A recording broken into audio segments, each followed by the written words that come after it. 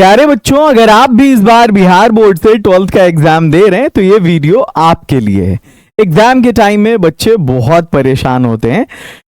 साल भर रूटीन बनाने के बाद के मुझे अब इतने घंटे पढ़ने फिर इतने घंटे पढ़ने, किसी भी रूटीन को फॉलो कर नहीं पाते और लास्ट टाइम में उनके सर पे बहुत सारे ऐसे टॉपिक्स रहते हैं जो उनको समझ में नहीं आता कि किसको पढ़ें और किसको नहीं पढ़ें। तो आपके उस प्रॉब्लम को मैं सॉल्व करने आया हूं इंग्लिश के संदर्भ में, इन कॉन्टेक्स्ट ऑफ इंग्लिश। मैं केवल इंग्लिश की बात करूंगा। मैं आपको आज 17 ऐसे टॉपिक्स बताने वाला हूं जो आपको नहीं पढ़ने हैं। You don't have to study, बिल्कुल भी उसको छूना नहीं है जो मैं आपको बताने वाला हूं। इनमें से 13 टॉपिक्स ऑब्जेक्टिव के हैं और 4 टॉपिक्स आपके सब्जेक्टिव के हैं। तो चलिए इस वीडियो को स्टार्ट करते हैं। लेकिन इतनी कीमती वीडियो है ये, वीडियो को शुरू करने से पहले ही 2 चीजें बनती है। पहली चीज है लाइक, जो आप लोगों ने अब तक कर दिया होगा, और दूसरी चीज है शेयर। तो चलिए स्टार्ट करते हैं। आपको मैं अभी इस वीडियो में जो 2024 का पेपर हुआ है ना इंग्लिश का, उसके हिसाब से मैं बताने वाला हूं कि आपको ऑब्जेक्टिव में क्या पढ़ना है आज ये नहीं बताऊंगा, क्या छोड़ना है ये बताऊंगा। वैसे ही सब्जेक्टिव में बताऊंगा क्या छोड़ना है, क्या पढ़ना है अगली वीडियो में। चलिए, तो एग्जाम के लिए आप लोग अब तैयार हो चुके होंगे और आपको मालूम है काम करने का 2 तरीका। काम करने का एक तरीका होता है हार्ड वर्क, दूसरा होता है स्मार्ट वर्क। आपको स्मार्ट वर्क करना है। कम टाइम में इंग्लिश में आप बहुत अच्छा कैसे करेंगे, तो ये इसी बात को जानकर कि आपको, ये देखो बहुत सारी वीडियोस आपने देखी होंगी, अक्टूबर से पढ़ के इतना नंबर ले आओ, नवंबर से ये तीर मार लो, दिसंबर से ये तीर मार लो। इन सबसे कुछ नहीं होता। मुझे मालूम है रूटीन बनना है और उसके बाद उसको फॉलो नहीं होना है, फिर और रूटीन बनेगा, फिर और रूटीन बनेगा। ये सोना नहीं है, अलार्म लगाना है, ये चार्ट बनाना है, ये बेड पे पानी डाल दो, आज सोना ही नहीं है, सोने के आवर्स को कम कर लो। ये सब फालतू की चीजें हैं, ठीक है। बस ये मालूम होना चाहिए कि हर एक सब्जेक्ट में कौन सा टॉपिक इंपॉर्टेंट है और कौन सा टॉपिक इंपॉर्टेंट नहीं है। आप उसको शॉर्ट लिस्ट कर लीजिए, बस इतना करना है। शॉर्ट लिस्ट करो, लॉन्ग क्वेश्चन की प्रैक्टिस करो, ये 2 काम करो, खत्म। बाकी दाएं बाएं इतना अकल हमारे बच्चों को है, बल्कि सबको रहता है। सबको मालूम है उसका फ्यूचर सब अच्छा बनाना ही चाहता है, इसलिए मोटिवेशन में बच्चों को नहीं देता। मुझे मालूम है सब मोटिवेशनल स्पीकर है और सबको ये बातें पता है कि उसको पढ़ना चाहिए, उसको मेहनत से पढ़ना चाहिए, उसको रूटीन बनानी चाहिए, कम से कम 8-10 घंटे पढ़ना चाहिए, बोर्ड में 90% लाना चाहिए, नहीं तो फर्स्ट डिवीजन लाना चाहिए। ये सबको पता है, सबको करियर बनाने का है, मालूम है। एग्जाम टाइम में टू द पॉइंट ये बता दो कौन सा टॉपिक इंपॉर्टेंट है, कौन सा टॉपिक कम इंपॉर्टेंट है, ठीक है। मैं यही करने आया हूं आज की इस वीडियो में। 2024 का ये इंग्लिश का क्वेश्चन मेरे सामने है और इस पेपर को देखने के बाद जो मैंने एनालिसिस किया है, ऑब्जेक्टिव में क्या नहीं पढ़ना है वो आपके सामने। सबसे पहली चीज ये है मेरे बच्चों कि आपको वोकैबुलरी सेक्शन बिल्कुल नहीं पढ़ना है। अब यहां पर इस वीडियो के कमेंट सेक्शन में बहुत सारे कमेंट्स आएंगे, या जो भी इस वीडियो को देखेंगे वो कहेंगे कि बच्चों को डेविएट किया जा रहा है, बच्चों को ये टॉपिक पढ़ने से मना किया जा रहा है। बेटा, अपना एक्सपीरियंस है, बोलता है 15 साल पुराना एक्सपीरियंस है। मैं अच्छी तरह से जानता हूं कि मेरे बच्चों को जो बिहार बोर्ड से हैं उन्हें क्या उनसे हो सकने वाला है और क्या नहीं हो सकने वाला है, ठीक है।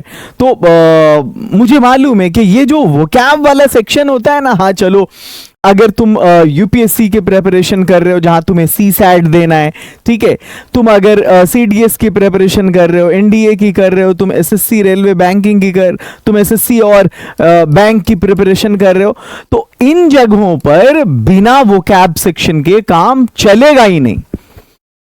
और इसकी जो दुनिया है ना, इसका एक साम्राज्य, किंगडम है, बहुत वास्ट किंगडम है, इसका बड़ा विशाल साम्राज्य है, इसकी बहुत बड़ी दुनिया इडियम्स एंड फ्रेज की। आपको मालूम है 20-20 हजार इडियम्स की बुक्स आती हैं, किताबें आती हैं।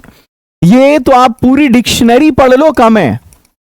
इसके लिए सिनोनिम्स एंड एंटोनिम्स के लिए, अनेक शब्दों के लिए एक शब्द। आपको पता होगा हिंदी भाषा को आप जानते हो, फिर भी हिंदी से अवेयर हो, पूरी जिंदगी बोला है, फिर भी बहुत सारे वर्ड्स इसमें डिस्टर्ब करते होंगे। ये तुक्का वाली चीज है, अगर बन गया एग्जाम में तो बन गया, नहीं बना तो नहीं बनेगा, मैं इस बात की गारंटी लेता हूं। और हाँ, स्पेलिंग में है, नए सिरे से प्रैक्टिस मत करो। एग्जाम का कोई क्वेश्चन जिसकी स्पेलिंग आपसे होने वाली होगी हो जाएगी, नहीं होने वाली होगी, एफर्ट मत लगाओ। एक दो क्वेश्चन होता है, अब इसके लिए क्यों इस पे इतना प्रैक्टिस करना और इस पे टाइम लगाना, टाइम वेस्ट करना। इसलिए मैंने भी एक ही 2 सेशन रखा है इसका। सॉरी, ये ऑड वन आउट ये छांटने वाली चीज है, सॉरी ये ऑड वन आउट छांटने वाली चीज है, मैं OWS समझ रहा था। वन वर्ड सब्स्टिट्यूशन, अनेक शब्दों के लिए एक शब्द, ये है अनेक शब्दों के लिए एक शब्द, ठीक है। तो अब इस सब के लिए अपने टाइम को वेस्ट करने की जरूरत नहीं है। You don't have to waste your time for these 6 topics. इसमें पॉसिबिलिटी है कि अगर आपने पूरे साल प्रैक्टिस किया तो गारंटी है, तो ये भी हो सकता है, पॉसिबिलिटी है कि एक भी नहीं बनेगा। और अगर आपने पूरे साल नहीं पढ़ा, मतलब पूरे साल पढ़ा, ठीक है, फिर भी यह हो सकता है कि एक भी नहीं बनेगा। और आपने नहीं पढ़ा, पूरे साल नहीं पढ़ा, फिर भी यह संभावना है कि 1-2 बन जाएगा। जो इसके जानकार हैं आप उनसे पूछिएगा कि क्या आतिफ सर ने आप लोगों को सही बताया या गलत बताया। तो अपने टाइम को 1, 2, 3, 4, 5, 6 इन 6 टॉपिक्स के लिए वेस्ट करने की जरूरत नहीं है। कम टाइम है, शॉर्ट लिस्ट करिए सिलेबस को, इनको आपको बिल्कुल नहीं पढ़ना है।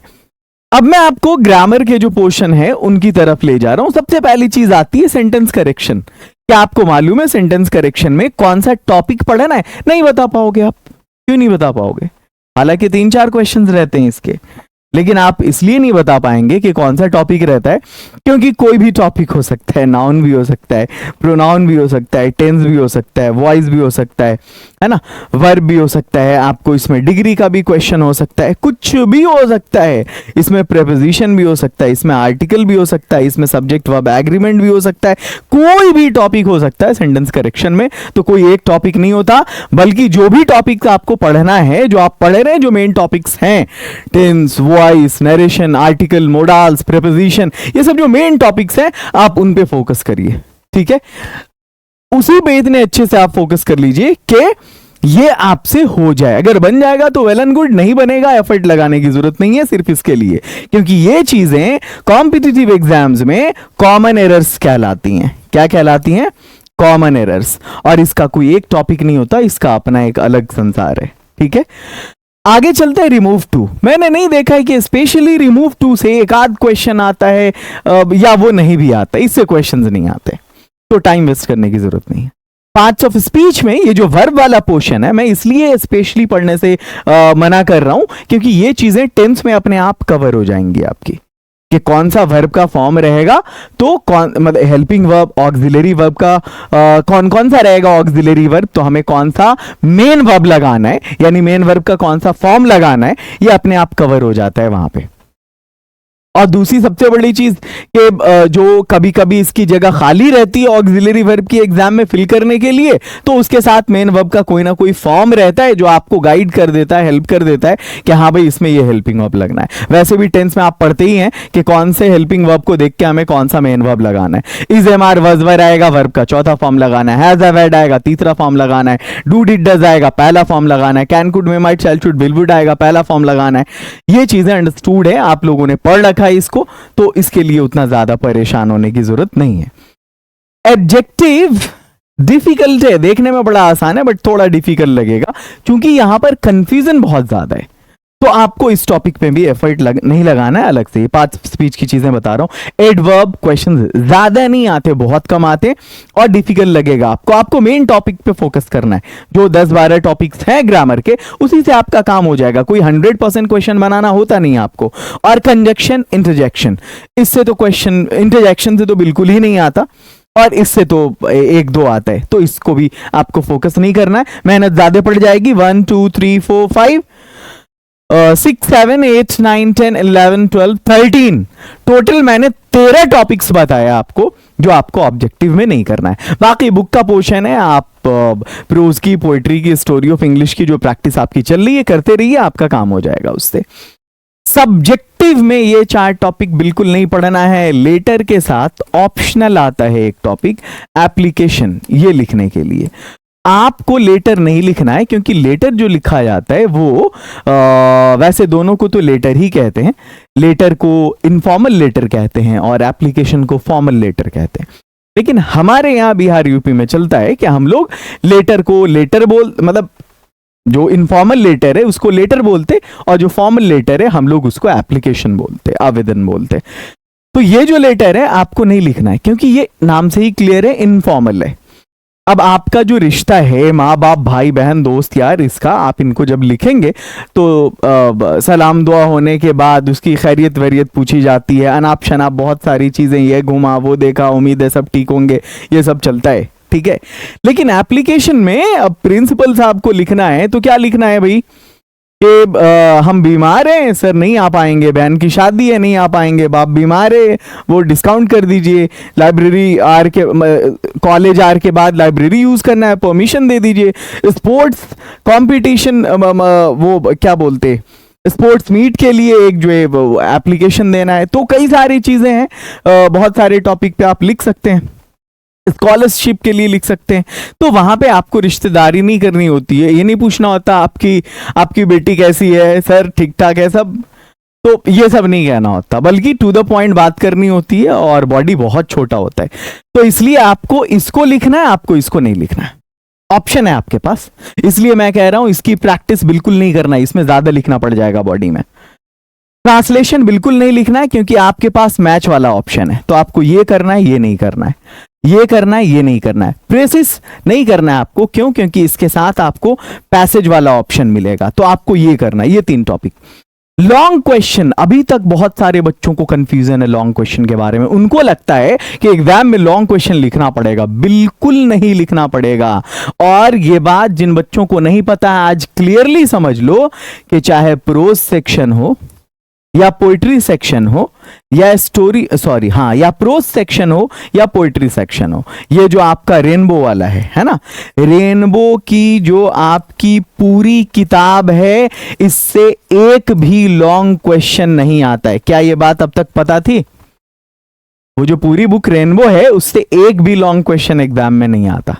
Not even a single question from long question is asked in your examination, ठीक है? not even a single question is asked, एक भी सवाल नहीं पूछा जाता। किससे? रेनबो वाली बुक से। हाँ, स्टोरी ऑफ इंग्लिश की बात करो, if you talk about story of English, पूछा जाता है, इट्स आस्क्ड। और वो जो होता है ना, वो भी ऑप्शनल में होता है।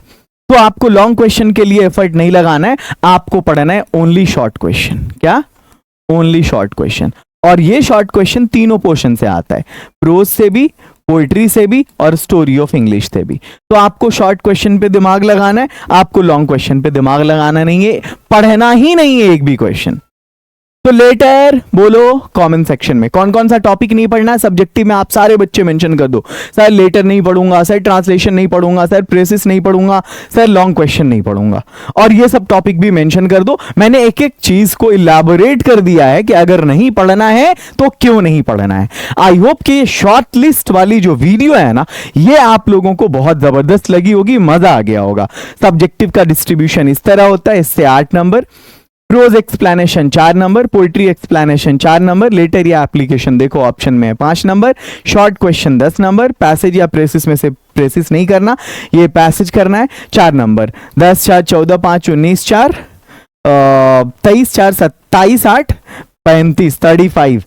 भले अंग्रेजी पढ़ाते पर गिनती अपनी भाषा में अच्छी लगती है, चलो, और उसमें ज्यादा कंफर्टेबल फील करते हैं। तो 35 इधर हो गया। 24 घंटे नॉन स्टॉप इंग्लिश बोल सकते हैं हम, बट गिनती में जो अपना वाला फील है ना, उसमें मजा आएगा। अंग्रेजी आती है बट गाली देना होगा ना अगर किसी को, तो वो अपनी भाषा में मजा आता है, वो फिर अंग्रेजी में मजा नहीं आता। चलो, तो 35 उधर है और 15 नंबर इधर है, इसी में से कोई 3 क्वेश्चन बनाना होता है, ठीक है?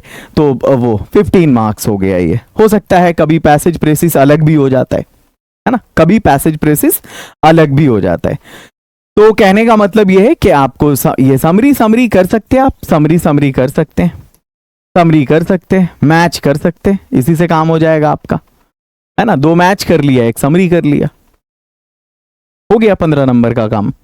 अब ये टोटल 50 मार्क्स जो थे सब्जेक्टिव के, अच्छे से मैंने समझा दिया, और ऑब्जेक्टिव में जो बड़ा हेडेक रहता है ग्रामर, उसको भी मैंने शॉर्ट लिस्ट करवा दिया कि ये काम नहीं करना है।